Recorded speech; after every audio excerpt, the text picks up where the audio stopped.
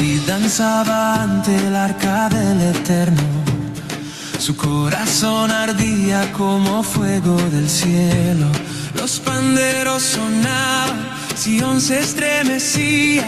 La presencia del Melech llenaba su vida. Con túnica blanca y mirada de fe, entró en el templo para adorar a él. Las tribus miraban su gozo encendido. Israel cantaba, el rey está vivo. Aleluya, Adonai, Melech Israel. Toda rodilla se inclina ante él. Aleluya, Adonai, Ruach Kadosh desciende. La gloria del rey en Jerusalén se extiende. Aleluya, Adonai, fuego celestial, el pueblo danza con gozo total. Aleluya, Adonai, Santo de Israel, tu pueblo canta, tú eres fiel. Saúl mató a 1000, pero David 10,000, porque Yahvé estaba con él en su servir. Del valle al palacio su nombre resonó, porque el corazón de David agradó al Señor. Tomó su arpa y empezó a tocar, y los demonios huyeron al sonar. Cada nota llevaba unción del cielo, adoración pura sin ningún velo. Shirul Adonai, cántico nuevo, Israel danza con fuego del cielo.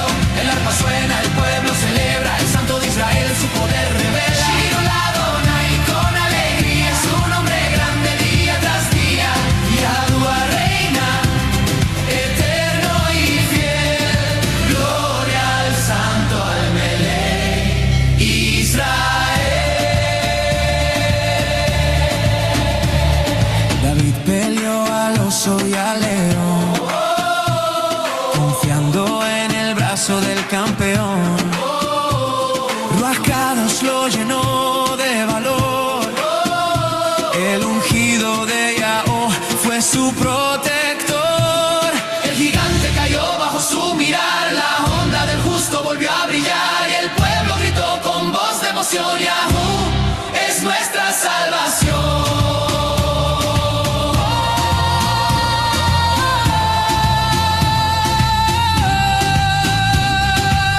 Cuando el arca subía a Jerusalén,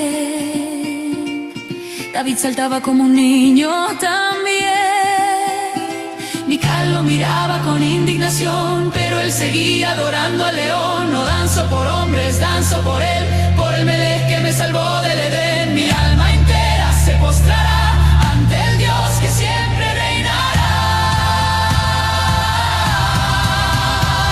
Aleluya, Adonai, gloria al Melech Israel. El pueblo se alegra, él reina en Jerusalén. Aleluya, Adonai, su luz no se apaga. Su pueblo danza, su fuego nunca se acaba. Aleluya, Adonai, el Santo gobierna.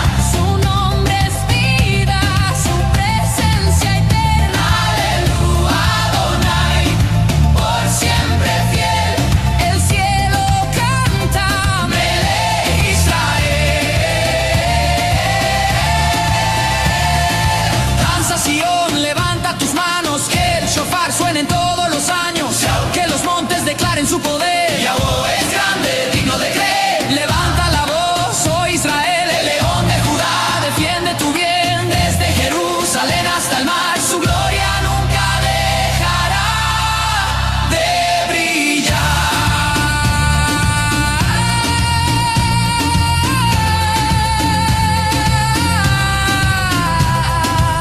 Y cuando el día termine en Sion, aún será la misma canción. Los hijos de Israel cantarán, Adonai reina. con cada tambor. Sube la alabanza al Dios de amor. El pueblo se une en un solo clamor. Eleg Israel, tú eres Señor.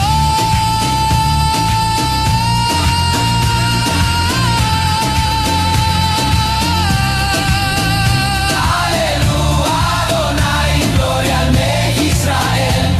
El pueblo se alegra, él reina en Jerusalén. Aleluya, Adonai.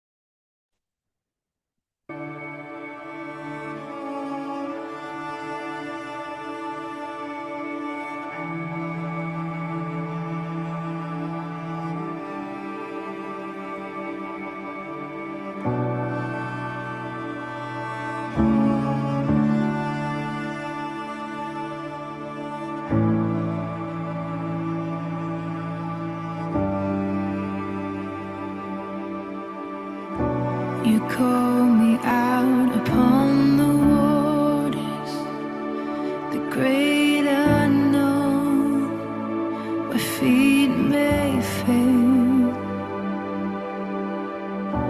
And there I find you in the mystery, in oceans deep, my faith will stand.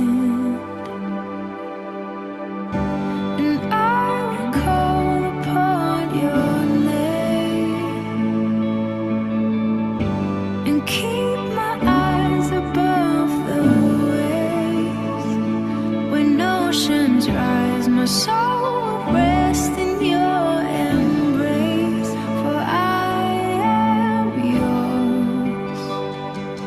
You are mine.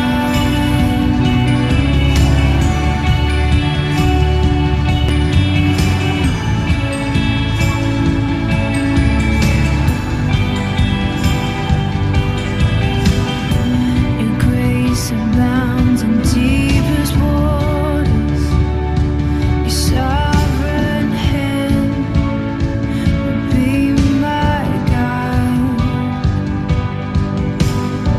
My feet may fail and fear surrounds me. You've never failed and you won't stop now. So I will call upon your name and keep my eyes above the waves.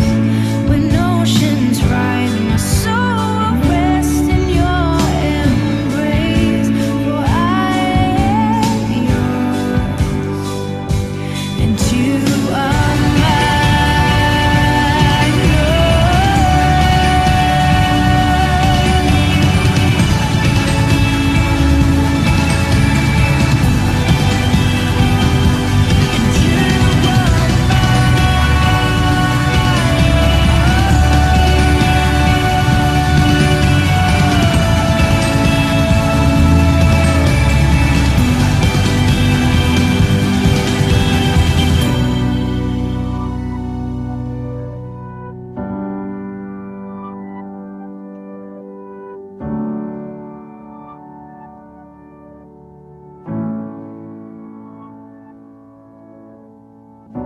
Spirit, lead me where my trust is without borders.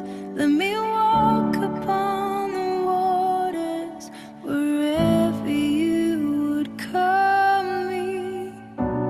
Take me deeper than my feet could ever wander, and my faith will be made stronger in the presence of my Savior. Spirit, lead me where my trust is without borders. Let me walk upon the waters wherever you would call me. Take me deeper than my feet could ever wander, and my faith will be made stronger in the presence of my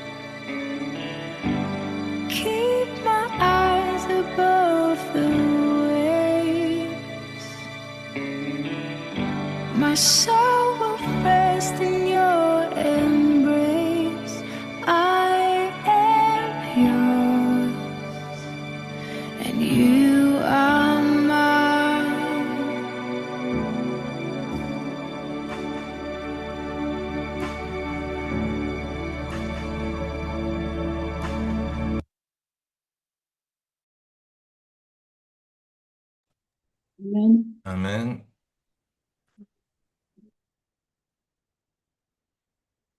Nous allons passer par un moment peut-être de prière pour remettre le culte. Et puis, si vous avez des sujets de prière, n'hésitez pas, je vais couper le... D'accord.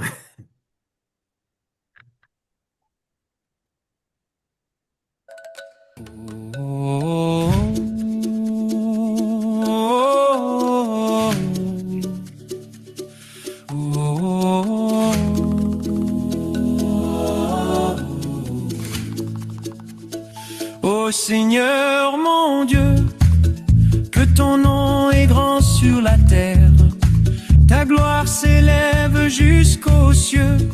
Ô Seigneur, que ton nom est grand. Ô Seigneur mon Dieu, toute la terre chante ton nom, et de nos voix monte la louange. Ô Seigneur, que ton nom est grand. Quand je contemple le ciel façonné par tes mains, la lune et les étoiles que toi-même as placées, qui suis-je, Seigneur, pour que tu penses à moi? Un fils d'homme, pour que tu prennes soin de ma vie.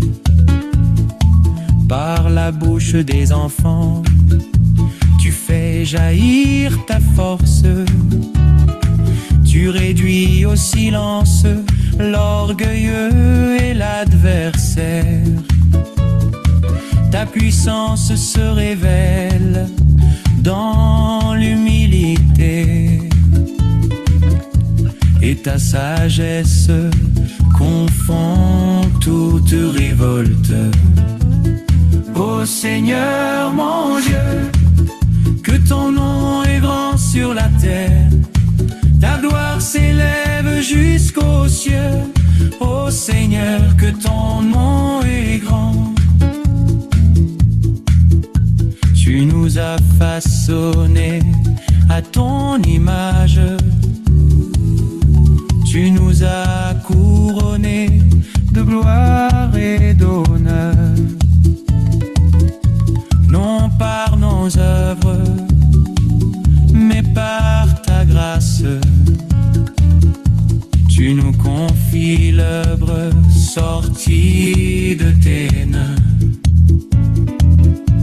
Sous l'empare, tu places la création, les champs, les troupeaux et les mers. Tout ce qui respire dépend de toi. Tout vit sous ton regard souverain.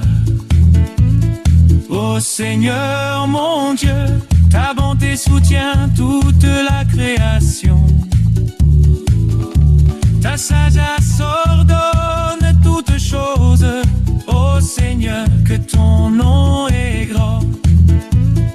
Ô Seigneur mon Dieu, tu règnes sur le ciel et la terre, et dans ton amour tu m'appelles à te refléter dans ce monde.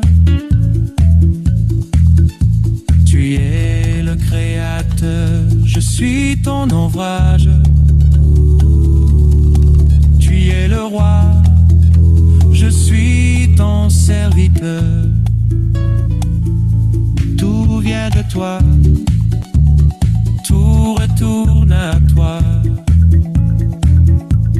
Ma vie entière répond à ta voix. Je ne vis pas pour ma propre gloire, mais pour l'honneur de ton nom. Que mon existence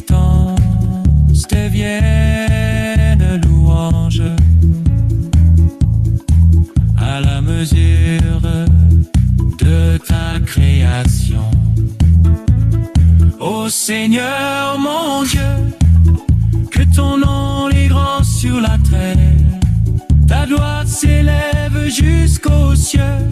Ô Seigneur, que ton nom est grand. Ô Seigneur, mon Dieu, de génération en génération, la terre et le ciel te proclament.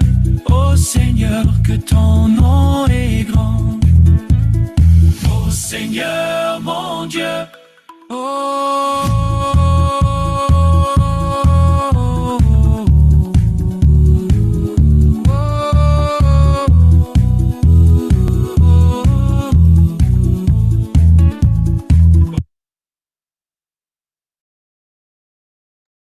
Amen.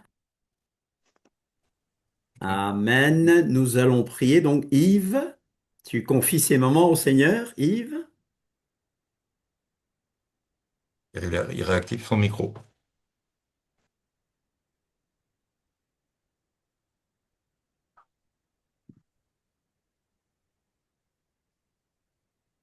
Il a oublié de... Yves, tu as oublié de réactiver ton micro, Yves. Tu as oublié ton micro. On est dans le mur, désolé. Mm. Merci éternel pour l'occasion que nous avons tous de pouvoir entendre ta parole. Il y a tellement de gens dans certains pays où est-ce qu'ils se voient en cachette pour pouvoir étudier les Écritures. Je te demande, Père, de oindre ton serviteur Michel, si on Dieu, qui va apporter la parole cet après-midi.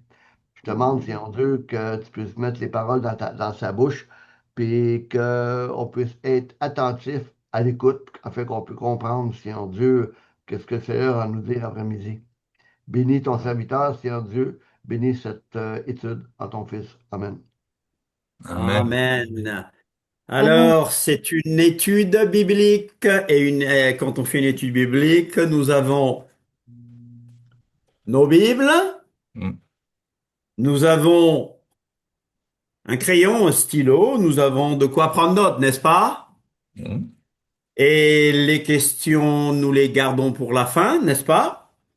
Pour des questions courtes, interventions courtes pour la fin.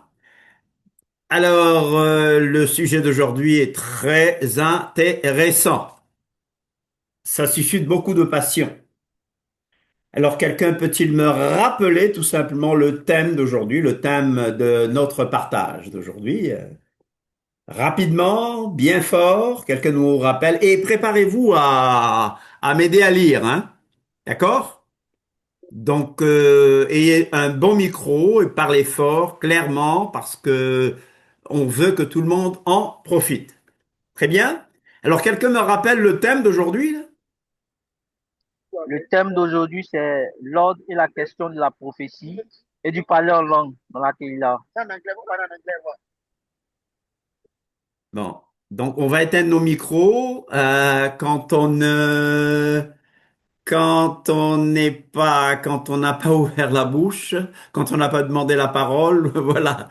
Très bien. Alors, tu veux répéter parce qu'il y a eu une coupure, là? Vous m'entendez? J'espère. Oui, on t'entend très bien, oui. Donc, je vais répondre. Le thème, c'est l'ordre et la question de la prophétie et du parler en langue dans laquelle il a. Très bien. Merci beaucoup. Donc, je le répète, l'ordre et la question de la prophétie et du parler en langue dans l'assemblée, dans la Keïla. D'accord. Alors, j'aimerais vous rappeler une chose. Pourquoi est-ce qu'on parle de ce thème? Pourquoi est-ce qu'on parle de cela? Pourquoi est-ce qu'on revient là-dessus? Pourquoi est-ce qu'on insiste? Voilà, la semaine passée, nous avons déjà parlé de l'ordre, mais on doit vous rappeler une chose. Adonai, l'Éternel, est un Dieu d'ordre. Il est un Elohim d'ordre, un Elohim de paix. Il n'est pas un Elohim de désordre. Il n'est pas un Elohim de confusion. Dieu est un Dieu de paix, de projet, de plan. Dieu ne fait rien par hasard. Tout est bien calculer. Ma sœur m'a rappelé la question du tabernacle, du Mishkan, par exemple. Le Mishkan, Dieu a donné les mesures. Dieu a dit, ça doit être de telles choses. Et Dieu nous montre par là que le seul chemin, que la seule façon d'aller à lui, c'est à travers son fils Yeshua HaMashiach. Dieu aime l'ordre, un Dieu de plan, un Dieu de projet, un Dieu de miséricorde, un Dieu d'amour, un Dieu de liberté, mais dans l'ordre. Un passage clé, c'est bien sûr 1er Corinthiens 14, sur lequel nous prendrons notre temps, si ce n'est pas aujourd'hui, ce sera la prochaine fois, mais 1er Corinthiens 14, 33 nous rappelle ceci, que Dieu n'est pas un Dieu de désordre, mais un Dieu de paix. Et Dieu veut que son ordre soit respecté. Là où il y a désordre, là où il y a rébellion, la gloire de Dieu ne peut pas se manifester. Nous allons aller dans la Genèse, Bereshit. Le premier livre de la Bible, c'est la Genèse, et je vais demander à quelqu'un de lire le 3e verset de la Genèse. Quelqu'un qui a un bon micro. Alors, Eric, prépare-toi. Eric, nos bons lecteurs qu'on a, Eric, Katia, tous ceux qui ont de bons micros, hein, voilà, et tout le monde est bienvenu à lire. On va commencer donc par la Genèse. Je parle de la voix de Dieu, en parlant de prophétie. Alors, ça vous gêne pas que je vous arrête de temps en temps, parce que en lisant un peu, je vais vous arrêter pour appuyer sur telle ou telle chose, ou pour commenter tel ou tel point. Ça vous gêne pas, hein? Ça vous gêne pas du tout. Très bien. Alors, je rappelle que nous parlons de dons vocaux. Tout le monde dit dons vocaux. Dons vocaux. C'est des dons de puissance. La prophétie et le parlant en langue sont des dons de puissance, des dons vocaux. Donc, on utilise la bouche, la voix. Et les passages que nous allons lire vont nous montrer que la voix de Dieu apporte l'ordre, le calme sur des eaux troubles. Donc, Genèse 1.3. Genèse 1.3, s'il vous plaît. Dieu dit que la lumière soit, et la lumière fut. Dieu dit que la lumière soit, et la lumière fut. Quand on va dans l'hébreu, vous voyez, il y a une conjonction de coordination. Il y a le V. En hébreu, c'est Vayomer Elohim. Ça nous lie à quelque chose. Vayomer Elohim. Et Elohim dit. Et Elohim dit. Yehi Or. Alléluia. Vayehi Or. Pourquoi est-ce que Dieu va dire ceci? C'est lié déjà au premier passage. La Bible nous dit Bereshit, bara Elohim. En français, c'est au commencement, Dieu créa les cieux et la terre, mais nous savons bien que Bereshit ne signifie pas au commencement, mais dans un commencement, Elohim créa. Mais le mot bara, hein Bernard, le mot bara signifie d'abord rempli. Ça implique la création ex nihilo, à partir de rien. Mais le mot bara va nous parler de remplir. Et pourquoi est-ce que l'Éternel va remplir les choses? Bereshit bara Elohim et Hashamaim vet haaretz. Pourquoi est-ce qu'il remplit? Parce que la Bible nous dit que, au verset 2, que la terre était Tohu bohu. La terre était tohu bohu, mais disons-le en français d'abord. Vide La terre était informe et et vide. vide. La terre était informe et vide. Maintenant en hébreu, Haaretz hayata tohu vavohu. La terre était tohu bohu. La terre était, voilà, les scientifiques l'appellent le chaos primitif. Il y avait un chaos, mais nous savons que nous avons un Dieu qui n'est pas un Dieu de chaos. C'est pas un Dieu de tohu bohu. La terre était informe et vide. Haaretz hayata tohu vavohu. Mais qu'est-ce qui est dit après? Qu'est-ce qu'il dit après? Qu'est-ce qu'il dit après? Veruach Elohim. Vous aviez le passage? Oui. Mais le souffle D'abord, il y d'Élohim, avait des ténèbres à la surface de l'abîme.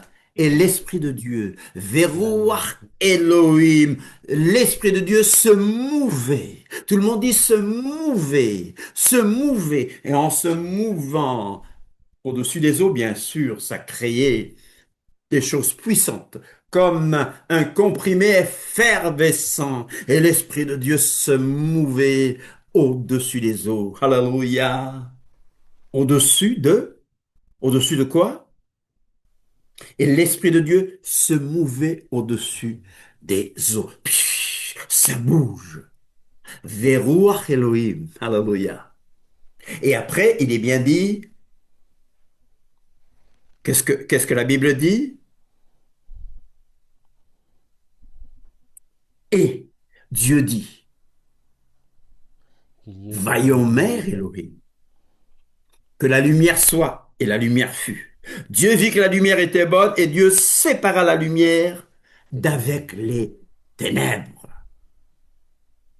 Tu vas rappeler à quelqu'un que la voix de Dieu va apporter toujours le calme. La voix de Dieu est là pour faire fonctionner les choses dans le calme. La voix de Dieu va apporter le calme. Comme Yeshua qui a calmé la tempête. Dis à quelqu'un, Yeshua a calmé la tempête. Et aujourd'hui, le Seigneur veut calmer les tempêtes de ta vie. Amen. Il veut la calmer par la parole prophétique, par des dons vocaux, parce que la voix de Dieu apporte toujours ce qu'il faut. On parle de prophétie aujourd'hui. On parle de dons vocaux. On parle de dons de langue. Dans Nombre 11, quelqu'un va prendre Nombre 11 et pendant que la personne cherche, que tout le monde cherche Nombre 11, il y aura beaucoup de versets aujourd'hui. Hein. Nombre 11, j'aimerais vous rappeler ce qui se passe ici, le contexte. Nombre 11, Nombre 11, Nombre 11, l'Éternel, au verset 16, l'Éternel dit à Moïse, assemble auprès de moi 70 hommes des anciens d'Israël, de ceux que tu connais comme anciens du peuple, ayant autorité. Quelqu'un lit le verset 17, le verset 17, le verset 17, l'Éternel fait une promesse, verset 17, quelqu'un le lit rapidement, je vous mets au travail, je ne veux Je pas veux tout bien lire le aujourd'hui. lire. Allez, Je peux le vas-y. lire. Ah, je m'attendais à ce que tu interviennes, ma sœur. Je descendrai te parler là.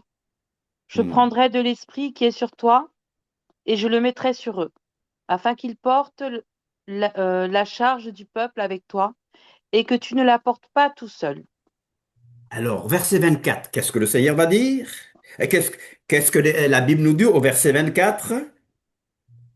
Moïse sortit, rapporter au peuple les paroles de l'Éternel. Il rassembla 70 hommes pris parmi les anciens du peuple et les plaça autour de la tente. Continue au verset 25. L'Éternel descendit dans la nuée et parla à Moïse. Il prit de l'esprit qui était sur lui et le mit sur les 70 anciens. Dès que l'esprit reposa sur eux, ceux-ci prophétisèrent, mais ce ne fut que momentané. Alors, il va avoir des jaloux. Verset 29. Comment est-ce que Moïse répond aux jaloux? Moïse lui répondit, C'est es-tu jaloux Josué. pour Hein. moi? C'est Josué qui est un gars très bien, n'est-ce pas? Mais Moïse lui dit ceci, voilà. Vas-y, ma sœur. Moïse lui répondit, es-tu jaloux pour moi? Si seulement tout le peuple de l'Éternel était composé de prophètes, si seulement l'Éternel mettait son esprit sur eux. Alléluia. Dis à quelqu'un que l'Éternel veut faire de grandes choses par son esprit à travers nous tous. Es-tu prêt? Il est prêt à te remplir. Il t'a choisi. Il est prêt à te préparer. Alléluia. Parce qu'un don, c'est gratuit. Un don, c'est cadeau. Un don, c'est cadeau. Mais le don va être intensifié par la prière, par la consécration, par le jeûne. Alléluia. Deutéronome 28, Deutéronome 28. Le Seigneur va nous parler. Deutéronome 28, 49. Deutéronome 28, 49. Deutéronome 28, 49. Deutéronome 28, 49. On y va. Un volontaire qui a un bon micro, là. Je peux peut-être le On y lire. va? Deutéronome 28, 49? Oui. Deutéronome 28, 49. Ouais, j'y vais. Attends un petit peu, là, je suis rendu quasiment, là. Voyons. 28, 49. Éternel fera partir de loin, des extrémités de la terre, une nation qui fondera sur toi d'un vol d'aigle. Ce sera une nation dont tu ne comprendras pas la langue. On parle du parler en langue aussi. Je ne donne pas beaucoup le contexte aujourd'hui, hein, mais on doit comprendre certaines choses. Je ne donne pas beaucoup le contexte, mais je parle du parler en langue et de la prophétie. Et je vais parler d'excitation prophétique. Quand on parle d'excitation prophétique, je pense tout simplement à 1er Samuel 10. Quelqu'un prend 1er Samuel 10, 1er Samuel 10, 1er Samuel 10. Quel est le contexte? Quel est le contexte de 1er Samuel 10? Saül auprès de Samuel à Rama. Qu'est-ce qui se passe ici? Qu'est-ce qui se passe? Qu'est-ce qu'il se passe? On va voir des manifestations prophétiques, de l'extase, des prophéties extatiques. Alléluia. On a déjà des exemples. Vous avez parlé d'Élisée tout à l'heure. Il y a Élie, Élisée. Il y a des groupes prophétiques ou des assemblées prophétiques ou fils des prophètes. Alléluia. Qu'est-ce qui se passe ici? Qu'est-ce qui se passe ici? Qu'est-ce qu'il se passe ici? Il y a de la transe, il y a de l'excitation. On va dans 1er Samuel, verset 10. 1er Samuel, verset 10, je donne le contexte. Shemuel, prit une fiole d'huile qu'il répandit sur la tête de Shaoul. Il le baisa et dit, l'Éternel ne t'a-t-il pas oint pour que tu sois le chef de son héritage? À partir du verset 5, nous voyons ceci. Alors, quelqu'un me lit le verset 5. Quel chapitre? 10 toujours. 1er Samuel oui. 10. 1er Samuel 10 toujours. 1er Samuel 10. Ah, merci. 1er Samuel 10, 5. 1er Samuel 10, 5. Après cela, tu arriveras à Gilbéa Elohim, où se trouve une garnison de Philistins. En entrant dans la ville, tu rencontreras une troupe de prophètes qui descendent. Une troupe. Tout le monde dit une troupe de prophètes. Il s'agit d'une assemblée de prophètes. Il s'agit d'une assemblée de prophètes. Il s'agit des fils des prophètes. Alors, Yves, je vous avais averti que je vais vous couper de temps en temps, n'est-ce pas? Alors, je vous rappelle, pas couper la tête, hein, pas couper la tête. Il y a Yves qui croit que je vais lui couper la tête. Non. Pour appuyer le passage, je rappelle que dans les Écritures hébraïques, ce qu'on appelle l'Ancien Testament, il y a 3 niveaux de prophétie. Lesquels? Il y a 3 niveaux de prophétie dans les Écritures hébraïques. Lesquels? Aujourd'hui, je ne vais pas trop vite, je ne crie pas trop, je vous laisse le temps de participer. Il y a 3 niveaux de la prophétie dans les Écritures hébraïques. Vous pouvez décrocher vos micros, une personne à la fois, bien sûr. Alors, quels sont les 3 niveaux de la prophétie dans les Écritures hébraïques?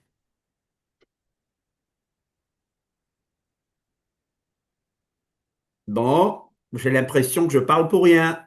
J'ai l'impression que j'enseigne et qu'on oublie. Prophétie Donc, des pères et des Michel, ça dépend. Oui. C'est pas On ça? parle de trop. Je ne sais pas si je coupe quelqu'un, là. Oui, je disais prophétie des pères et des fils. La révélation, Je vous l'ai dit 1000 fois. Écrivez. Si vous n'écrivez pas, moi, je vais plus enseigner. Voilà. N'est-ce pas? Il y a La trois révélation. niveaux de la prophétie. Il y a trois niveaux de la prophétie dans les Écritures hébraïques. Il n'y a pas l'avertissement? Il y a trois niveaux de la prophétie dans les Écritures hébraïques. Donc, je me remets en question. C'est de ma faute. Je vais trop vite. Je donne trop d'informations. Donc, moins d'informations, mieux d'informations. D'accord? Je vous le rappelle. Dans... Oui, ma sœur est là. Viens nous sauver, ma sœur. Vas-y, vas-y, vas-y. Je l'ai tellement répété 1000 fois à ma sœur que elle peut pas oublier. On y va, ma sœur. Sylvia, je parle de Sylvia, là. Ah, le prophète? Le premier niveau, c'est lequel? Le premier Le niveau. prophète. Le premier, prophète. tout début.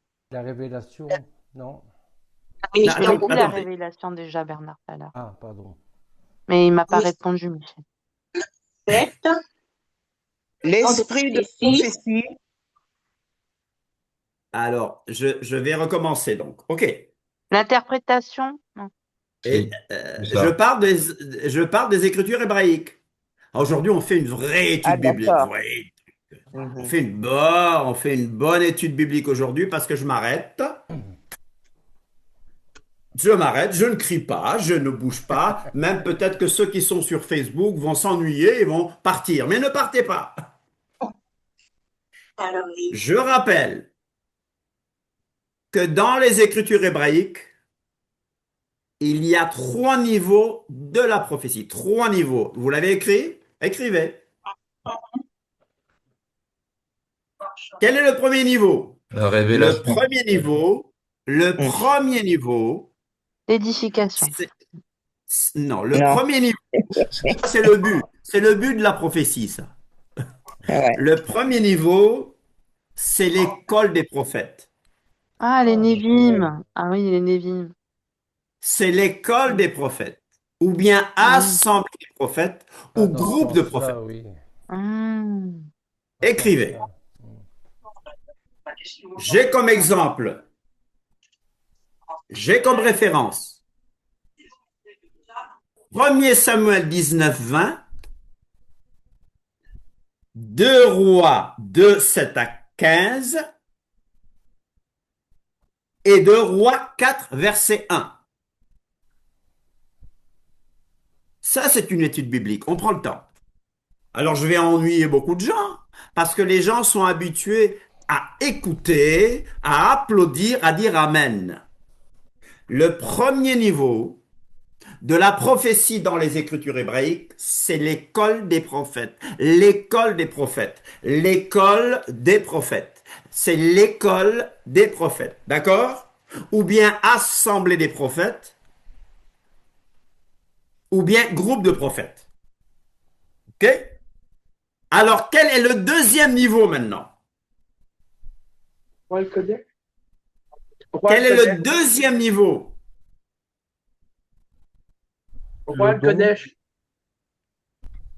Ah oui. Le prophète. Ok. C'est la loi. C'est les prophètes. Voilà, merci Sylvia. Ah, Le non. deuxième niveau, c'est les prophètes. OK? Ézéchiel 13, 1 à 5, par exemple. C'est les prophètes. Donc, regarde, premier niveau, l'école des prophètes. Deuxième niveau, les prophètes. Quel est le troisième niveau? Quel est le troisième niveau? La loi. Hein? De prophétie. La loi, Michel. Le Seigneur, Non? Non. le Seigneur Non. veut, Les Lévites? le Seigneur, justement, veut rétablir l'ordre dans nos têtes. Ouais. Plus de confusion. Le troisième niveau, c'est les voyants. Ah oui. Les voyants. 1er Roi 19, 10. Daniel 10, 7 à 8. Daniel 10, 7 à 8. Alors là, aujourd'hui, je vois que je suis un mauvais enseignant. Sinon, vous auriez retenu. Alors, je veux devenir un bon enseignant. Donc, je prends mon temps. D'accord? Amen. Je prends mon temps pour qu'on retienne ces choses parce que ça va nous aider avec la prophétie dans la Keïla des écrits apostoliques, dans la Keïla du Nouveau Testament, dans la Keïla d'aujourd'hui. Donc je dis les voyants, 1er roi 19, 10, Daniel 10, 7 à 8, Ézéchiel 3, 24. Trois niveaux de la prophétie dans les Écritures hébraïques. Premier niveau. On y va? Premier niveau. École des prophètes. L'école groupe des de prophètes. L'école des prophètes, c'est comment en hébreu? Comment on le dit? C'est pas roi Eloki? Non. Premier niveau, l'école des prophètes. On peut vérifier le texte. On peut vérifier le texte en hébreu. D'accord? Quel est le premier niveau de la prophétie dans l'Ancien Testament, dans les Écritures hébraïques? C'est L'école des prophètes. École des prophètes. l'école des prophètes. Une personne à la fois. Deuxième niveau. L'assemblée des prophètes. Non. Assemblée Le des prophètes. prophète. Le prophète. Attendez. Éteignez tous vos micros. Oui. Une personne à la fois. Une personne à la fois. Vous levez la main pour répondre. Quel est le premier niveau de la prophétie? L'école des prophètes, le premier niveau. L'école des prophètes. Quel est le deuxième niveau de la prophétie? Les prophètes. Les prophètes. Les prophètes. Johan, quel est le troisième niveau? Les voyants. Les voyants! Ouh, ouh, ouh, ouh, ouh, ouh, ouh. Ah! Cette fois, vous pouvez plus oublier. On peut plus oublier, n'est-ce pas? Alors, Yves, tu reviens au texte, Yves. Yves, tu reviens au texte. Alors, école des prophètes, ou groupe de prophètes, ou assemblée des prophètes, c'est la même chose, ok? C'est le même groupe. Ok. Ouais, ben, c'est une année. Yves, tu étais à 1er Samuel, chapitre 10, verset 5. Ah, je vais y aller. 1er Samuel 10.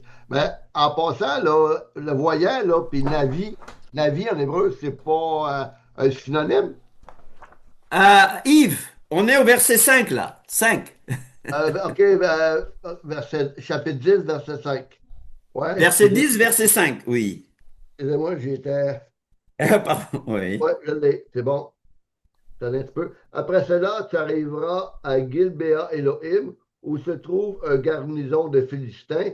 En entrant dans la ville, tu rencontreras une troupe de prophètes qui descendent du haut lieu, précédés des luttes, des tambourins, des flûtes, de la harpe, et qui prophétisent. Verset 6. OK? L'Esprit de l'Éternel viendra sur toi, tu prophétiseras avec eux, et tu deviendras un autre homme. Tu deviendras un autre homme. L'esprit les saisit. Il rencontre une troupe ou groupe de prophètes ou assemblée de prophètes. Il rencontre des fils de prophètes.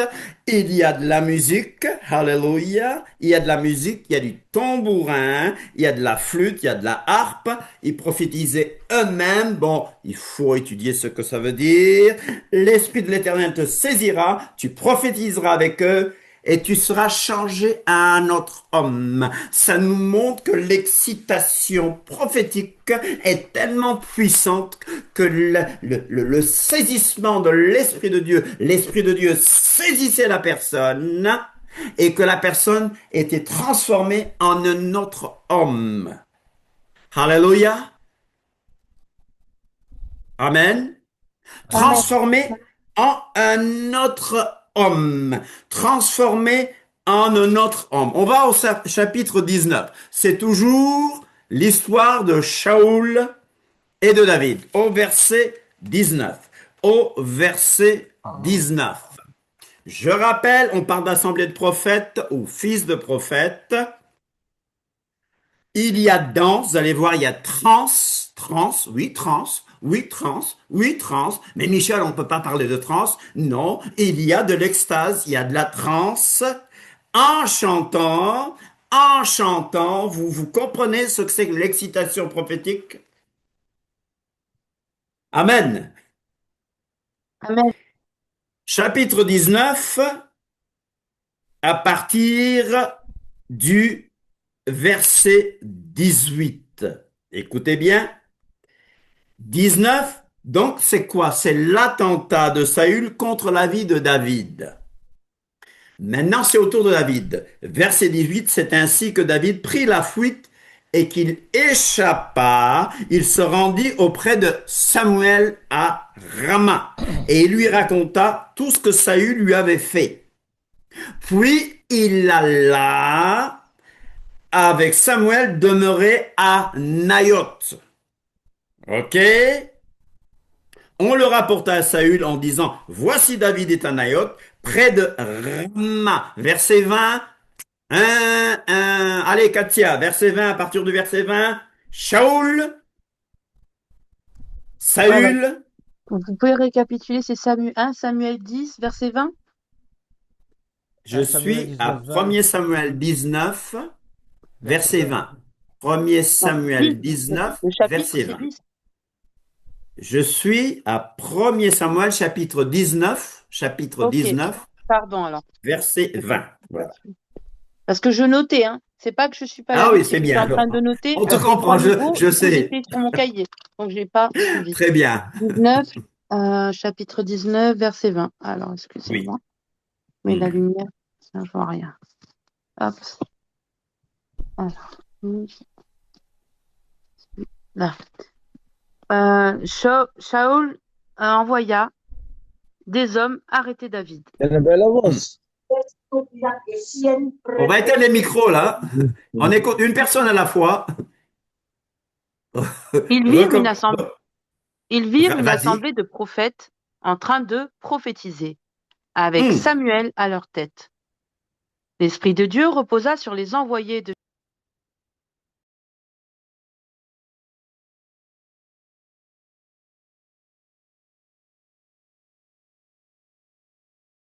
Tu peux remettre les micros?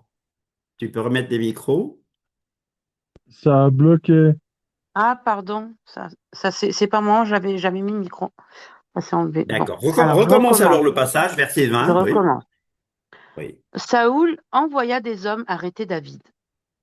Ils virent une assemblée de prophètes en train de prophétiser, avec Samuel à leur tête. L'Esprit de Dieu reposa sur les envoyés de Saül, et ils se mirent eux aussi à prophétiser. On le rapporta à Saül, qui envoya d'autres hommes, et eux aussi se mirent à prophétiser. Il envoya encore pour la 3e fois, et ils se mirent également à prophétiser. Alors Saül se rendit lui-même à Rama. Arrivé à la grande citerne qui se trouve à Sécou, il demanda « Où sont Samuel et David ?» On lui répondit « Ils sont à Najoth, près de Rama. » Il prit alors la direction de Najoth, près de Rama. L'Esprit de Dieu reposa aussi sur lui, et Saül continua son chemin en prophétisant jusqu'à son arrivée à Najoth, près de Rama. Il retira ses vêtements et prophétisa aussi devant Samuel. Il se jeta nu par terre et resta ainsi tout ce jour-là et toute la nuit. Voilà pourquoi l'on dit, Saül est-il aussi parmi les prophètes? Alors, nous voyons une chose, dans cette école de prophètes, dans cette assemblée de prophètes, il y a une excitation prophétique à tel point que Saül fait vraiment des choses bizarres. Saül va faire des choses bizarres. Je rappelle que nous parlons des dons vocaux. Nous parlons des dons vocaux, mais la voix de Dieu va toujours apporter le calme et pas la confusion, malgré l'excitation prophétique, malgré la transe, malgré la musique, l'Esprit de Dieu apportera toujours quelque chose. 2 Rois 3, 2 Rois 3, 2 Rois 3, 2 Rois 3. Et c'est Yoram le roi d'Israël. Et il y a une guerre contre les Moabites. Qu'est-ce que Yoram va faire? Le roi. Et Élisée va dire quelque chose au roi. Élisée va dire quelque chose au roi. Élisée. Éliché. OK? Élisée. Pas Eliaou qui est Élie, mais Élisée dit quelque chose au roi à partir du verset 13. Alors, Eric, tu veux prendre à partir du verset 13, 2 Rois 3 à partir du verset 13. Et pendant qu'Eric se prépare à lire, je rappelle que nous parlons des dons vocaux, nous parlons des dons de puissance, mais Dieu est un Dieu d'ordre, mais Dieu a permis les trans, Dieu a permis l'excitation prophétique, Dieu a permis au prophète d'être exalté pour communiquer quelque chose. Alors Éric, qu'est-ce qu'Élisée dit au roi? Verset 13. Élisée dit au roi d'Israël, qu'y a-t-il entre moi et toi? Va vers les prophètes de ton père et les prophètes de ta mère. Et le roi d'Israël lui dit, non, car l'Éternel a appelé ces 3 rois pour les livrer entre les mains de Moab. Continue. Élisée dit, l'Éternel des armées, dont je suis le serviteur, est vivant. Et si je n'avais égard à Josaphat, roi de Juda, je ne ferais aucune attention à toi, et je ne te regarderai pas. Maintenant, amenez-moi un joueur de harpe. Pourquoi est-ce que tout à l'heure j'ai demandé à Ruth de mettre de la louange qui nous prépare à écouter la parole? Mais ici nous voyons qu'Élisée, et Nel, tu as raison, c'est bien Élisée, Élisée va dire maintenant amenez-moi un joueur de harpe. Continue Eric. Et comme le joueur de harpe jouait, la main de l'Éternel fut sur Élisée. Et il dit, ainsi parle l'Éternel. Faites dans cette vallée des fosses,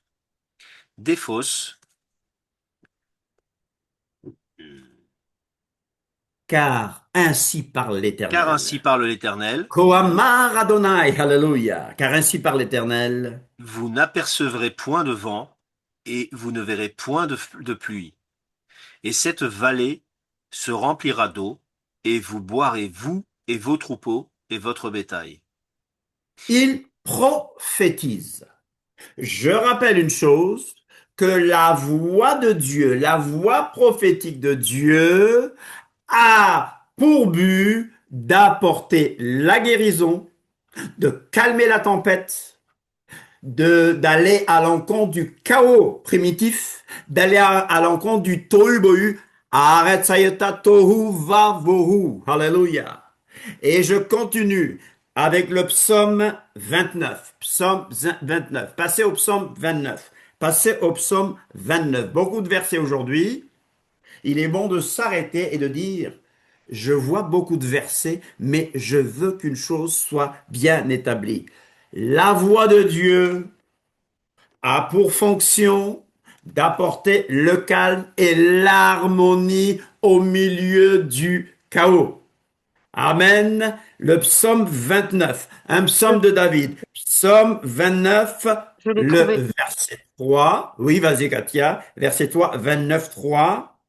La voix de l'Éternel retentit sur l'eau. Le Dieu de gloire fait gronder le tonnerre. L'Éternel. Alors, il y a beaucoup de choses qu'on peut dire sur la voix. Mais la voix de l'Éternel retentit sur les eaux. Il y a des gens qui sont en eau trouble. Il y a des gens qui voient la tempête monter. Il y a des gens qui voient les vagues venir. Il y a des gens qui ont eu la foi, comme Pierre, mais quand ils ont vu les vagues monter, ils ont eu peur. Mais l'Éternel aujourd'hui te dit qu'il parle aux eaux. Il parle aux eaux de ta vie et il parle aux eaux de tribulation. Amen. Alléluia. Ésaïe 28, je ne commente pas beaucoup les passages parce qu'il y en a beaucoup. Ésaïe 28 va nous parler, va nous rappeler un peu le parler en langue. Le parler en langue. Ésaïe 28, verset 11. Ésaïe 28, verset 11. Ésaïe 28, verset 11, c'est une prophétie contre Éphraïm. C'est une prophétie contre Éphraïm, mais Ésaïe 28 va nous introduire une chose très importante. Ésaïe 28, verset 11. Quelqu'un se prépare à lire le verset 11. Moi, je Mais l'ai déjà. le verset 10 dit, car c'est précepte sur précepte, précepte sur précepte, règle sur règle, un peu ici, un peu là-bas. Eh bien, verset 11, eh bien, verset C'est par 11, des hommes aux lèvres balbutiantes et par une langue étrangère que l'Éternel parlera à ce peuple. Il leur avait aux dit, lèvres balbutiantes et au langage barbare, que l'Éternel parlera à ce peuple. Oui, quand l'Éternel opère quelque chose, quand l'Éternel veut établir le calme, si vous vous souvenez du prophète Jérémie, l'Éternel a dit à Jérémie, qu'est-ce qu'il a dit? Regarde, je t'établis quoi? Aujourd'hui sur les nations et sur les royaumes, pour que tu arraches. L'Éternel va arracher les choses dans ta vie. Pour que tu abattes, pour que tu ruines, alléluia, pour que tu détruises, pour que tu bâtisses et que tu plantes.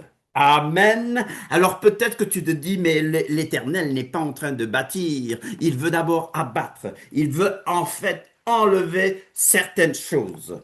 Nous avons parlé de la prophétie dans les Écritures hébraïques. On va passer au Nouveau Testament, ce qu'on appelle les écrits apostoliques, et on va aborder un peu plus la question du parler en langue. Mais je reviendrai sur la prophétie. On aborde la question du parler en langue. Dans Marc 16, que dit Yeshua? Dans Marc 16, que dit Yeshua? Que dit Yeshua dans Marc 16? Que dit Yeshua dans Marc 16?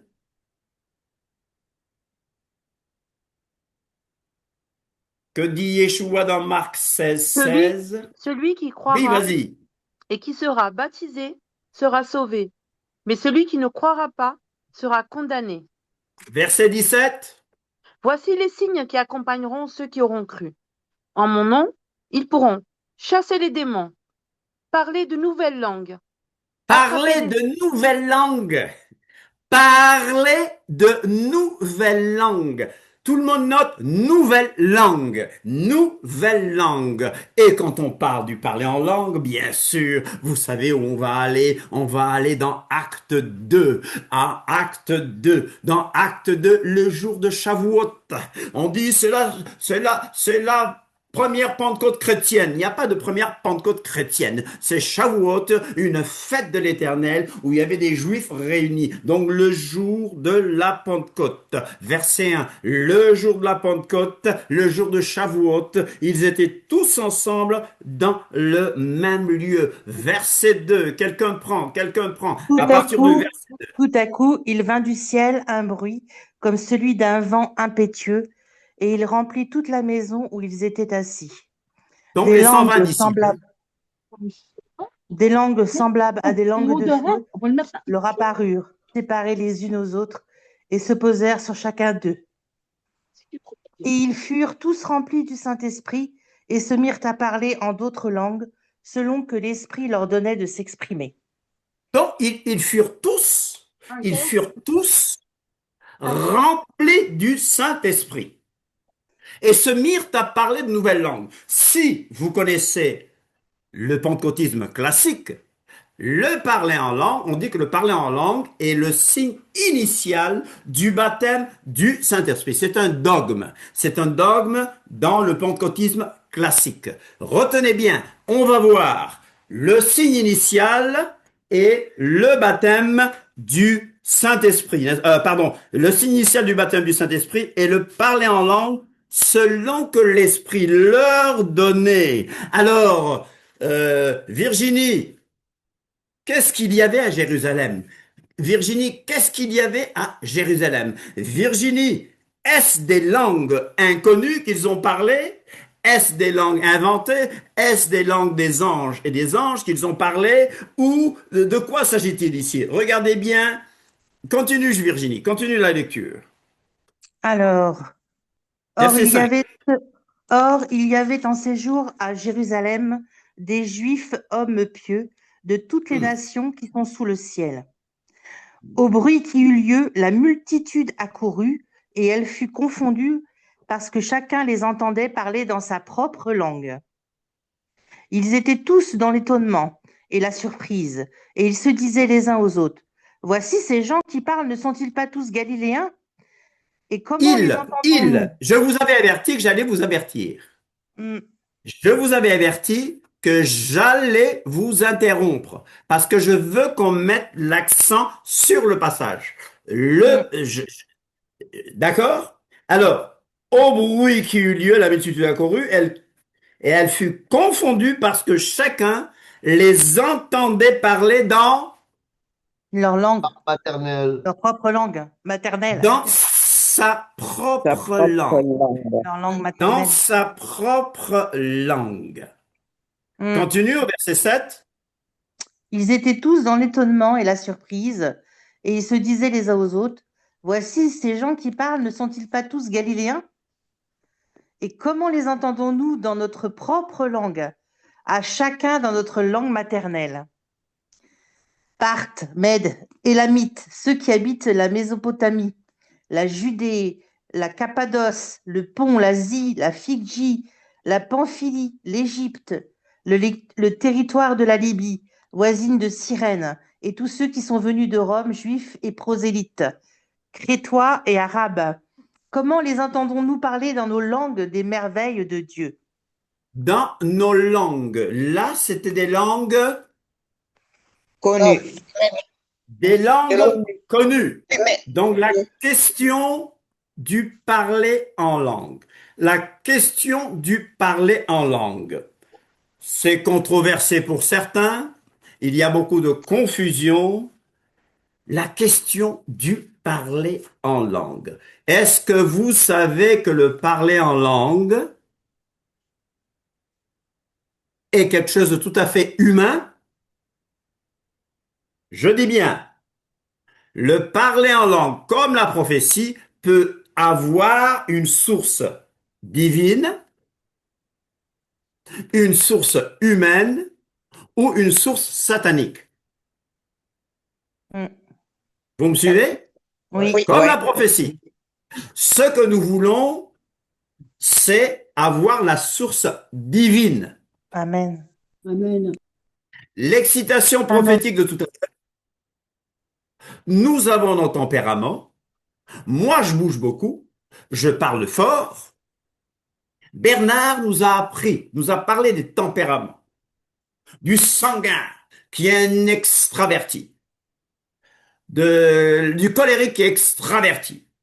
Qui peut parler fort, qui peut faire peur. Des autres flegmatiques et mélancoliques qui sont plutôt introvertis.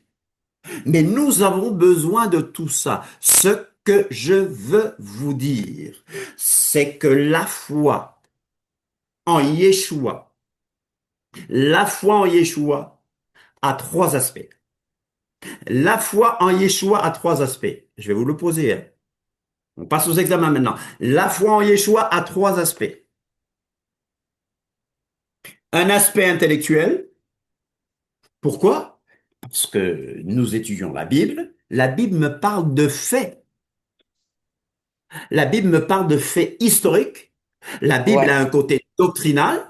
C'est des choses vraies. Yeshua est mort sur le bois de Golgotha. Ça, c'est de l'histoire. C'est le centre de l'histoire. Donc, un aspect intellectuel.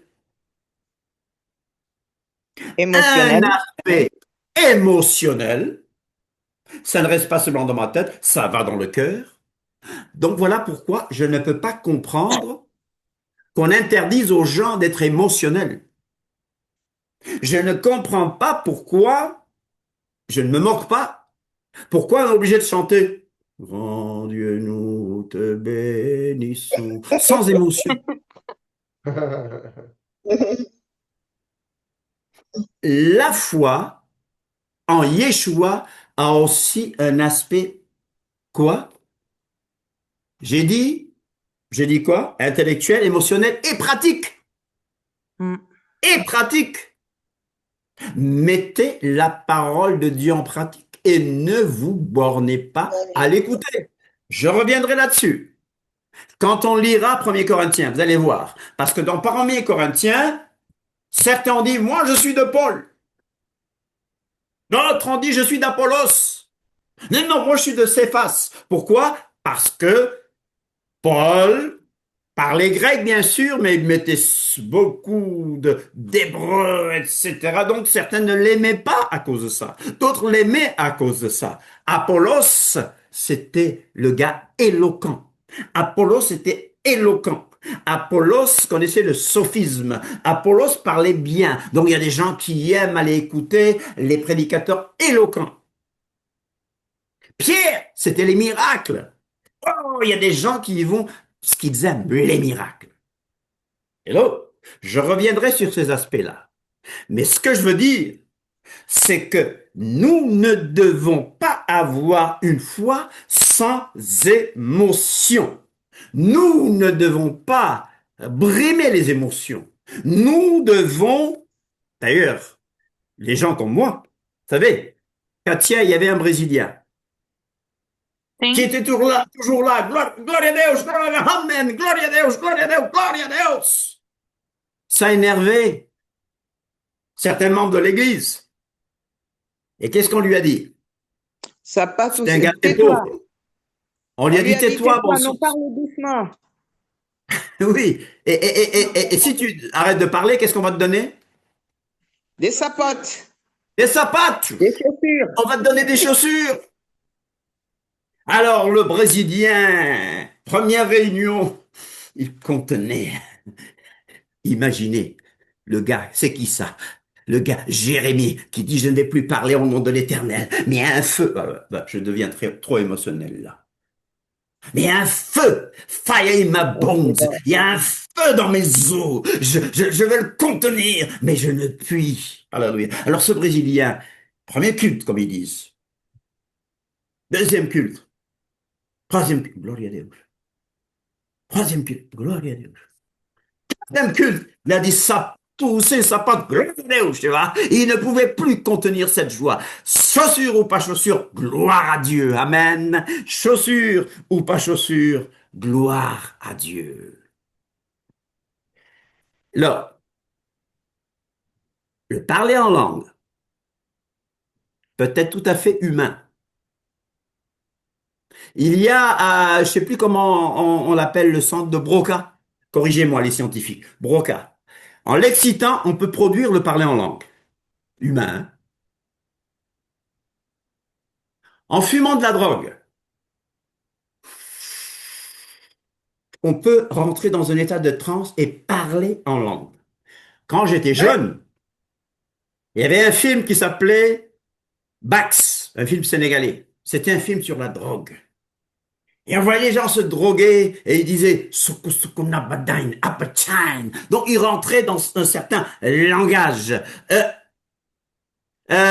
On va répondre aux questions plus tard et on va arrêter les chats pour le moment. On donnera le temps aux gens voilà, on donnera le temps aux gens de poser les questions. Voilà. Alors, qu'est-ce que je disais encore? Que le parler en langue peut être produit par la drogue. Même les psychiatres disent qu'on peut trouver des gens qui prophétisent et qui parlent en langue. Alors, que disent, par exemple, les scientifiques, hein? Je n'invente rien. Vous allez me dire, où est-ce que tu prends tes faits? Par exemple, j'ai ce mon livre que je suis en train de liquider en ce moment, nous parle de psychologues qui ont fait des recherches. Et les psychologues ont dit, parce que les pentecôtistes, il ne faut pas les prendre pour des dingues. Il ne faut pas prendre les pentecôtistes pour des fous. Les pentecôtistes sont tout à fait normaux. Mais les psychologues ont remarqué que les pentecôtistes font partie des gens quand même les plus anxieux. Et il y a des pentecôtistes tout à fait équilibré. D'accord? Donc, ce que je veux dire, que le parler en langue peut être induit sur le cerveau en prenant la drogue, en prenant des stupéfiants. Alors, vous connaissez, par exemple, on le lira plus tard, vous connaissez cette dame qui avait l'esprit de Python.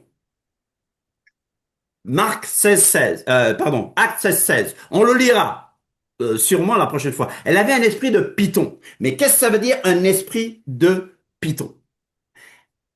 Alors, ça veut dire aussi que le diable peut permettre aux gens de parler en langue. Mais nous, ce que nous voulons, c'est le parler en langue qui vient de l'Éternel. Nous voulons le parler en langue. Ah, il faut pas empêcher les gens de parler en langue. Il faut pas empêcher les gens d'être émotionnels, mais que ça ne soit pas des choses inventées, que ça ne soit pas induit, que ça ne soit pas une imitation, parce que il faut arrêter de dire que Dieu agit toujours de la même manière. Ce qu'on voit souvent dans les assemblées, c'est qu'on essaie de reproduire une bonne chose qui est arrivée avant. On essaie de reproduire des émotions qui étaient bonnes. On essaie de dire, bon, s'il n'y a pas d'émotion, Dieu n'est pas là. Élie, le prophète de feu. Élie, le prophète de feu, prophète d'extase. Le prophète de feu, à un moment, a dit que l'Éternel n'était pas dans le vent, il n'était pas dans le tremblement de terre, il était dans un murmure doux et léger. Sylvia a vu un prophète, je parle de qui tu sais, Mitchell, Stewart. Micro. Voilà. Stewart, par exemple, quand quelqu'un commençait à prophétiser ou parler en langue en s'excitant, il lui dit, tu n'as pas besoin de faire ça. Non, c'était des extrêmes. Stewart, j'ai vu mon cousin Georges tout à l'heure. Stewart, c'est celui que j'ai emmené prêcher chez mon cousin Georges au Cap-Vert et on a dû lui mettre les points sur les i.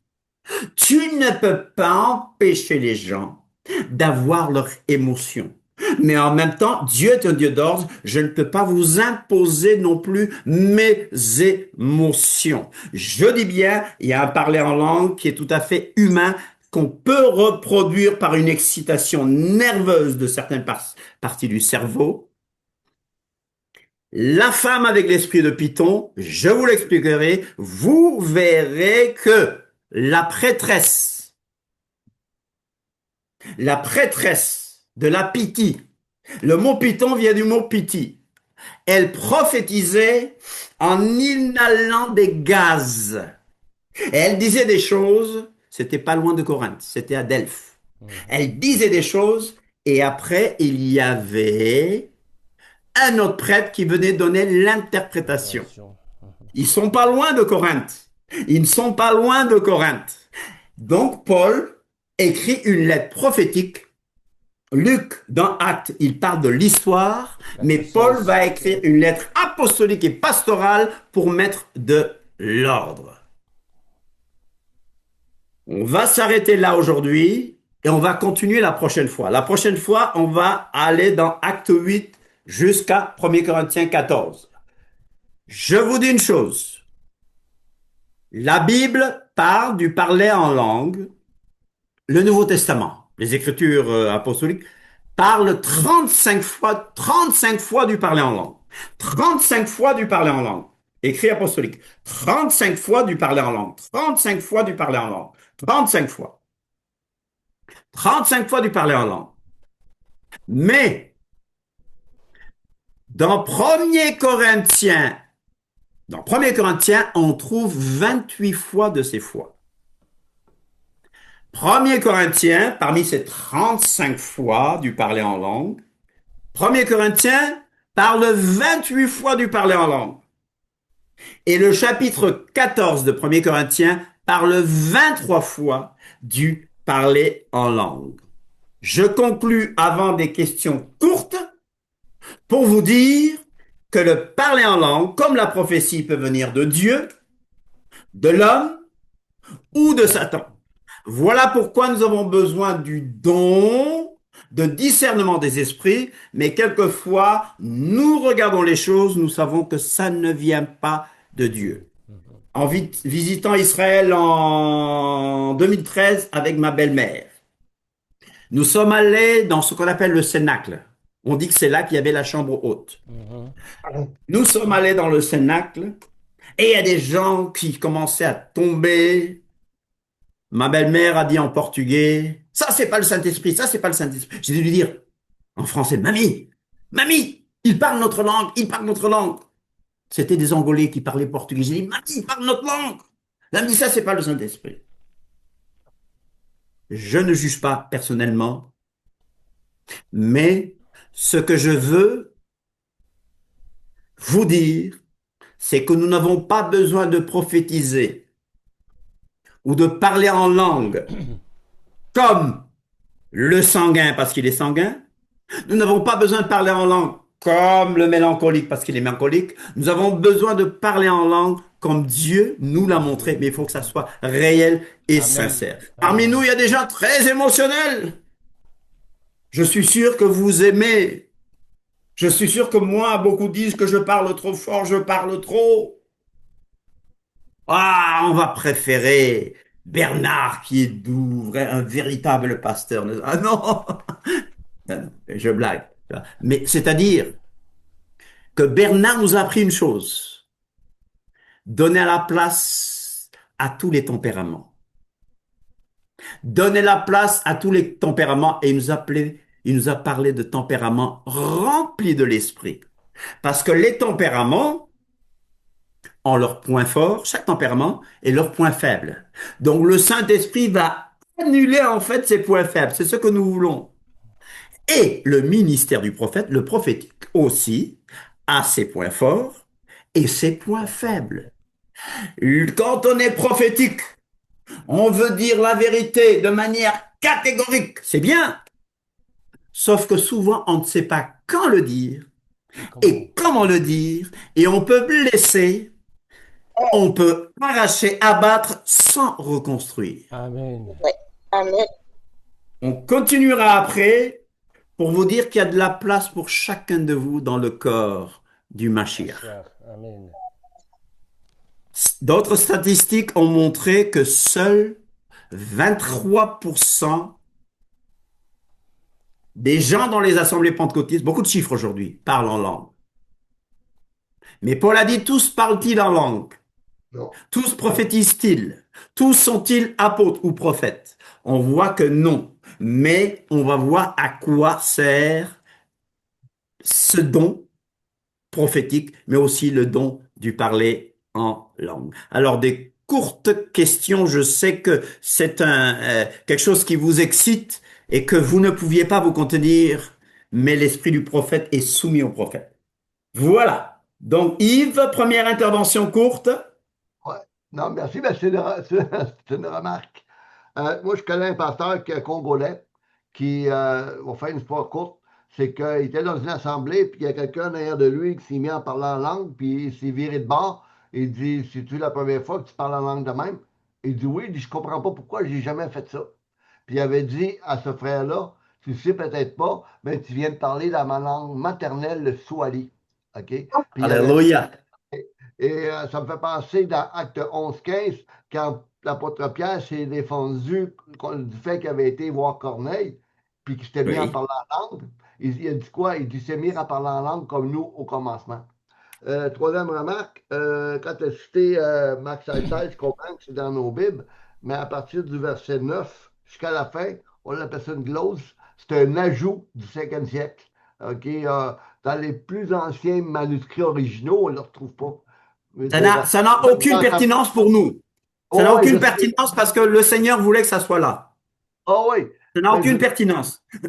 Ça ne contredit pas. Non, c'est qu'une remarque. Voilà, ça appuie. Ça ne contredit pas le restant de la Bible. Mais on appelle ça parce que certaines doctrines vont associer le baptême de l'esprit, en tout cas, toutes sortes de choses. Puis il y a du dérapage. Donc, c'est ça, je voulais dire. Voilà, merci. ça prouve qu'au deuxième siècle, si c'est vrai, hein, ça prouve qu'au deuxième siècle, on parlait encore en langue et que les langues étaient encore importantes. Non, non, Mais, oui, oui, j'appuie. non, excuse-moi. Non, les manuscrits, dans la recherche historique, on l'appelle la critique historique, c'est que on ne les retrouve pas dans les plus vieux manuscrits. On ne retrouve pas Ouais. ce texte-là. On le retrouve dans les textes plus loin, dans la période du 5e siècle. C'est simplement ça que je voulais OK. dire. C'est une preuve qu'on continuait à parler en langue. Mais au début, dans Acte 2, on a vu que les langues étaient connues. Ah ouais. Dans le pentecôtisme classique, on dit que le signe initial, c'est le parler en langue. Mais on va voir encore qu'après, c'était pas le seul signe et que si on insiste sur ce passage, il faut dire que le signe initial, donc, c'est parler une langue connue. Ah ouais, tout à fait. D'accord Voilà. avec toi. Vas-y, Katia. C'était juste une question et ouais, une remarque en même temps. Est-ce que c'est l'esprit de Kundalini là qui imite les manifestations charismatiques? Par exemple, cette dame qu'elle avait, cette sorcière, je sais pas enfin, comment on l'appelle, qui avait le python, est-ce qu'elle avait l'esprit de Kundalini aussi, lui dont on parle dans les églises justement pentecôtistes? Elle avait un esprit de Le divination. Kundalini, voilà. Est-ce que c'est Mais le même? Aujourd'hui, ils appellent ça c'est le même Kundalini. démon. C'est le Celui même démon. qui, les manifestations sont violentes en fait. Et ils Ouais. pensent que c'est le Saint-Esprit. On voit bien que c'est pas le Saint-Esprit parce qu'il peut pas être violent, jeter les gens par terre, des trucs comme ça. Il peut. Il Jeter C'est peut. le des même chaises. démon. Moi, je suis allée C'est dans le. une église une fois avec ma mère, justement pentecôtiste, parce qu'il y a pentecôtiste et pentecôtiste, attention. Et là, c'était du lourd, hein. Le gars, il était en transe et il jetait des chaises. Je veux dire, Ah ouais. à un moment Vous donné, c'est croyez que ça vient dangereux, de quoi. Dieu? Ah non, on s'est barré direct, hein. On n'a pas cru que ça venait de Dieu du tout. Ouais. Alors, c'est le même démon. On les appelle. euh, Acte 16 nous Acte parle de cette 16, oui. femme. Acte 16 nous parle de cette femme, donc, qui avait l'esprit de Python. Oui. Pourquoi Python? Pourquoi Python? Pourquoi? Elle devait certainement bouger comme un python, comme un serpent aussi. Bon, voilà. En fait, à Mhm. Delphes, il y avait le temple d'Apollon. C'est ça. Qui était Apollon? Apollon, c'est le dieu de la beauté masculine, Ouais. Et de l'amour. c'est le dieu de la lumière. C'est pas vrai, hein, bien sûr. Mais dans la mythologie gréco-romaine, c'est le dieu de la lumière, c'est le dieu de la musique. Il était présenté avec une harpe ou une lyre. Euh, c'est le dieu aussi du tir à l'arc. Il était fils de Zeus. Il était jumeau de, comment s'appelait sa jumelle? Artémis. Artémis, voilà. Voilà. Donc, le temple d'Apollon, qu'est-ce qu'il y avait dans le temple d'Apollon?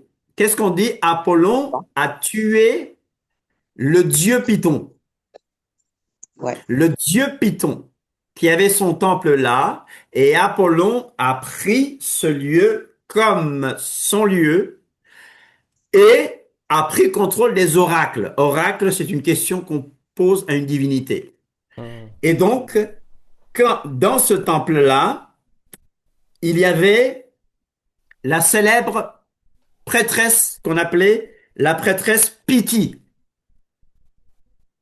Python, tué, ça devient Pythie.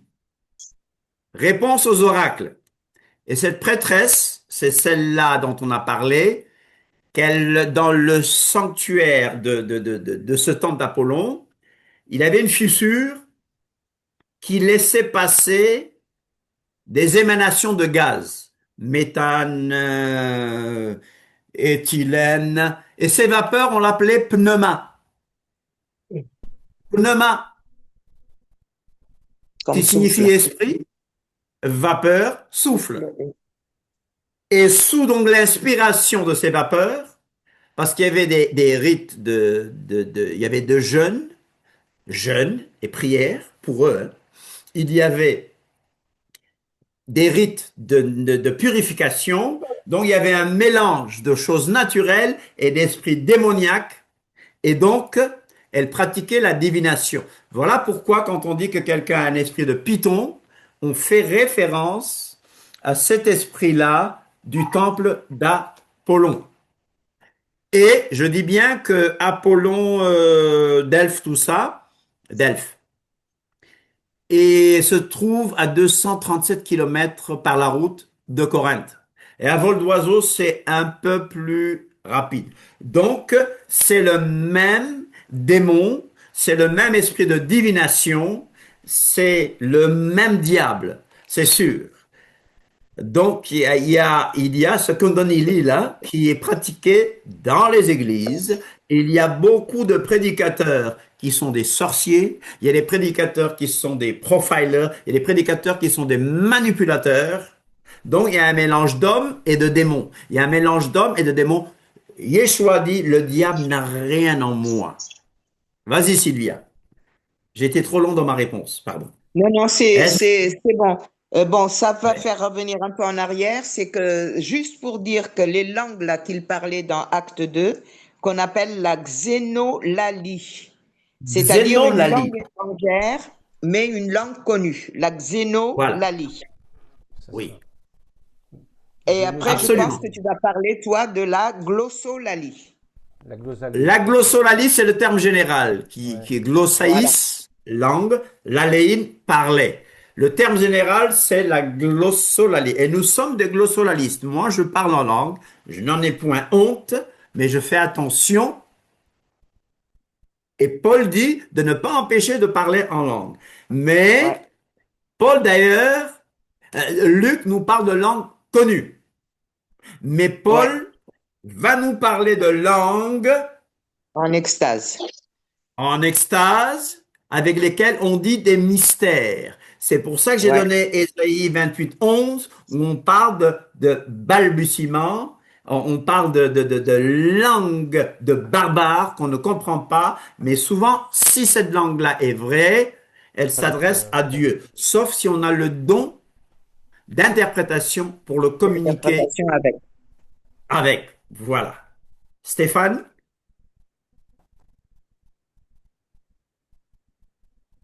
Alors, Paul a dit, quand je parlerai la langue des hommes et des anges, Et donc des d'après anges. Paul, il y a des langues d'hommes, des langues humaines et aussi des langues d'anges. d'ange. Voilà. Stéphane La avait ouvert glossolalie. la... Allez, Stéphane Oui, tu m'entends? ou Christo alors? Christo, Stéphane apparemment. Oui, alors c'était juste, ça, je Eh ben, t'avais parlé justement de ces problèmes de parler en langue. Et quand parce que moi, ça m'est arrivé de parler en langue. Et justement, j'aimerais, le jour où j'ai décidé de prier, euh, je vous demanderai après ce genre de parler, qu'est-ce que c'est? Voilà, comme ça, moi, je pourrais savoir. Donc tu vas Euh, parler et nous, on va dire ce que c'est. non, vous allez me dire si c'est réellement du parler en langue ou pas, en fait.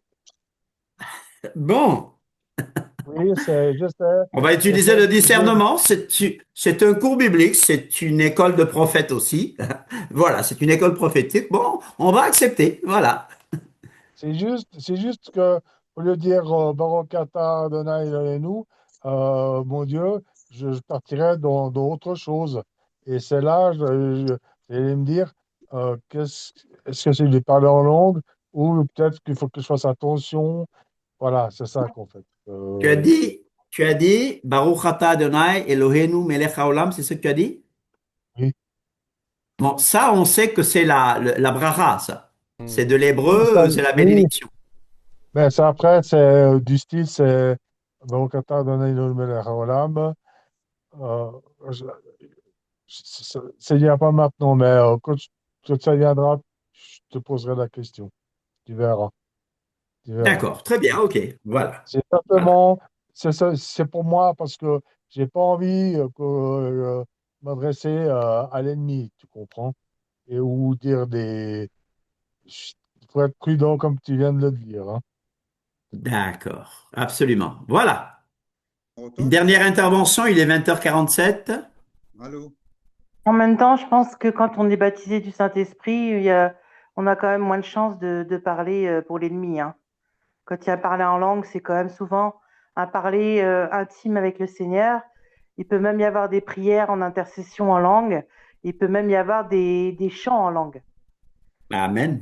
1 Corinthiens Et 14 le c'est pas dit. pour ça que avec l'ennemi, parce que on fait tellement peur aux chrétiens par rapport à ça que des fois ils osent plus Oui. partager ce don-là que le Seigneur leur donne. C'est pour ça qu'il faut enseigner. Voilà. Enseigner, mettre les garde-fous et dire, Voilà. mais allez-y. Je peux juste rebondir sur ce que la sœur elle a dit. Bon, moi, au début de ma conversion, excusez-moi les frères, je suis pas devant, c'est pour rebondir sur ce qu'elle a dit. En fait, oui, tu as raison, ma sœur, mais en fait, il y a des personnes dans l'Église qui perdent leur onction, qui perdent la présence de Dieu, qui perdent l'Esprit de Dieu, qui perdent tout leur ministère et qui s'en rendent même pas compte, ou alors ils s'en rendent Oui. compte, et ils continuent quand même dans la tradition et dans une Ouais. supercherie. Et là, c'est là où l'esprit de Kundalini vient imiter pour faire croire qu'il y a toujours l'onction. Et c'est ça notre Exactement. problème aujourd'hui. Ouais, C'est pour ça ouais. qu'il a tout à fait raison, le frère, de vouloir faire attention. Moi, je ne sais pas hein, s'il est né de nouveau, s'il a eu le baptême du Saint-Esprit, j'en ai aucune idée, mais en tout cas, il faut qu'on fasse attention parce que selon où on est, on peut avoir cette empreinte sur nous de l'autorité de là où on est et on peut être contaminé par ces démons puisque on fait partie d'une congrégation aussi. Donc il y a forcément une empreinte sur nous. Donc après là il est tout seul. Bon, je sais pas s'il y a des risques. Michel, tu diras plus. Mais les gens qui parlent dans les églises systématiquement en langue, je peux vous garantir, je l'ai vu, c'est ce que je disais tout à l'heure, en lançant des chaises, ce n'est pas de Dieu et Mais c'est non. Ah l'esprit de bah oui, Kundalini et Non, c'est des non, gens. par il y en a contre, plein, hein. Il y en par a Et c'est contre, plein. des gens Christine, qui vivent, Ceux qui qui font sont des Une des coups, personne à la des potes, fois. remplis du je, Saint-Esprit. Et ce n'est pas vrai. je, ou comme je ceux ne qui Une suis font des personne pas à la seul, atomes. fois. je ne Je suis réponds pas à ce que seul, dit. Attendez, je une ne suis personne à la seul, fois. Une oui, personne. je ne suis pas Vas-y, Katia, seul, termine.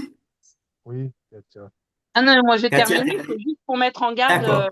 ne croyez pas que quand vous entendez quelqu'un ou vous-même parler en langue, que ça vient forcément de Dieu. C'est ce que le début du cours de Michel, c'était ça. C'est qu'il y ah a ouais, aussi tout qui vient du malin. Donc il faut faire attention, c'est pas on est rempli du Saint-Esprit, on parle en langue. En fait, le problème, c'est quand on perd notre salut, quand on perd l'Esprit de Dieu et qu'on bascule, comme plein de grands pasteurs qui ont été à l'apogée de leur carrière et qui après sont tombés dans l'apostasie et un esprit est venu remplacer pour qu'on dise tellement à quel point il est mauvais, à quel point il est malin, c'est qu'il donne des outils à la Exactement. personne pour pouvoir rester en place, pour pouvoir garder la mainmise sur ses brebis, l'argent, etc., etc. Et personne n'y voit Hmm. que du feu parce qu'ils ont aussi perdu leur discernement. Et moi, je Ouais. prierais plus à mon Dieu, je prie tous les jours la sagesse et le discernement plus que toute autre chose. Parce que c'est ça qui nous sauve à la fin. Voilà. OK. ah, c'est-à-dire que Excuse-moi, mon mais tu Alors, épouse, m'entends, Michel? attendez, je vais répondre. non, Christo, je vais te donner la parole. Attends, je vais te donner la parole. oui, Mais oui, je réponds à la sœur. ce que je veux dire, c'est que Katia, je suis pas seul, je suis né de nouveau, j'ai reçu le Saint-Esprit et tout ça. Et en fait, j'ai mon épouse qui peut témoigner justement du moment où je parlais en langue, dans cette langue. Voilà. OK. Merci, Christo. Alors, je reviens à Virginie. Euh, alors, il y a une chose que je vais dire. Certains peuvent ne pas être d'accord. Je dis qu'une personne née de nouveau ne peut pas être possédée par un démon. Écoutez-moi bien. Le démon ne peut pas posséder une personne née de nouveau. Absolument. Mais le démon peut l'agresser.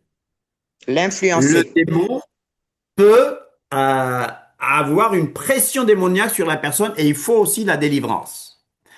Alors, je dis bien, un chrétien né de nouveau, un chrétien, un nazaréen, un disciple né de nouveau Exactement. ne peut pas avoir de démon.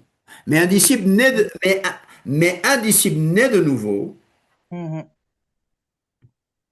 non, il peut pas avoir de démon, mais un démon peut avoir un disciple né de nouveau.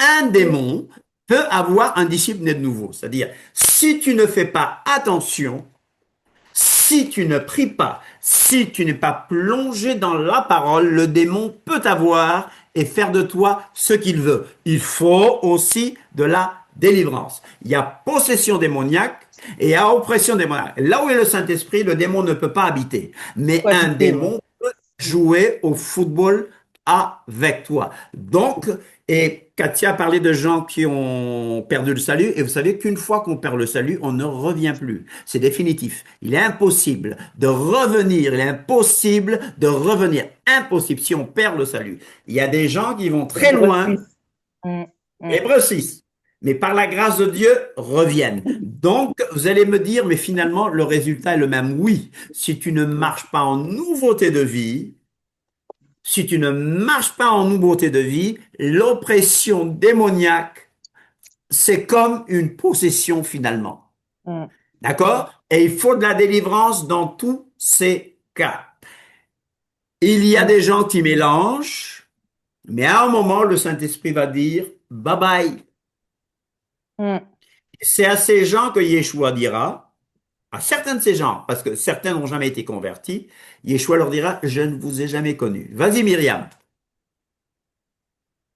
Merci mon frère pour la parole, merci. Tu Shalom es à la tous. bienvenue. You're welcome. Amen, amen. Donc moi je reviens sur le parler en langue.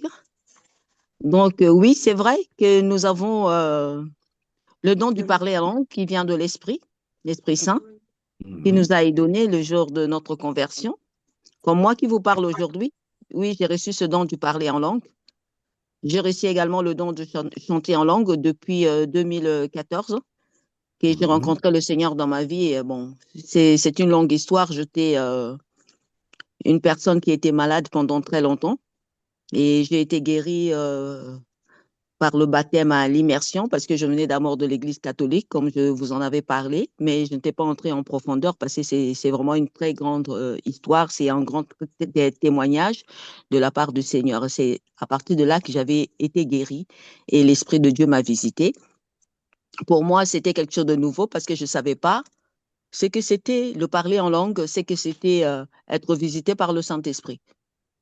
Ben, comme l'a dit Katia tout à l'heure, une fois, j'ai été invitée dans une église protestante. J'ai vu des gens également parler en langue et crier en langue. Pour moi, ça m'embêtait. Oui, je le dis, c'est vrai. Je me suis dit, mais comment ils ne peuvent pas rester tranquilles? On ne peut pas prier calmement. Donc, moi également, j'avais répliqué. Et par la suite, j'avais demandé pardon à mon père. Bon, concernant les chaises, concernant de donner des coups de poing, concernant faire ceci, cela, bon, ça, la parole de Dieu nous dit que nous devons examiner les esprits.